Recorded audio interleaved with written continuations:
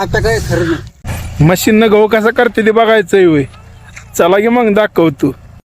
सगळ्यात पहिल्यांदा तुम्हाला ही गव्हाची मशीन दाखवून घेतो. या अशी असती गव्हाची मशीन. आज याच मशीननं आपण गहू करणार आहे. सरासरी 10-15 वर्षापूर्वी आम्ही लहान असताना पहिल्यांदा गावाची शेतमजुराकडनं कापणी करून घ्यायची, मग गावातली मशीन बोलवून गहू करून घ्यायची. आता या परराज्यातनं येणाऱ्या मशीनमुळे शेतकऱ्याचं काम लय सोपं झालंय. त्याच्या पैशाची बचत होती. अधिक अर्ध्या तासात गहू पोत्यात भरला. तर ही जी समोर जी गोल गोल फिरताना दिसतंय ना, ती आहे त्याच्या दात्र्या.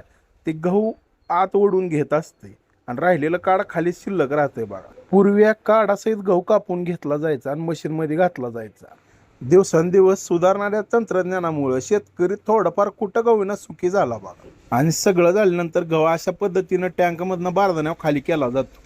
केलेली मशागत, घेतलेलं कष्ट, त्याचंच ही बघा धरणी मातेनं आम्हाला दिलेलं ही फळ आहे बघा. कसं गोड झार आहे का नाही फळ. आमचा गाणाभाऊ आता तुम्हाला माझा डायलॉग म्हणून दाखवतोय बघा. आता काय खरं नाही. आवडलं तर लाईक करा विसरू नका. धन्यवाद.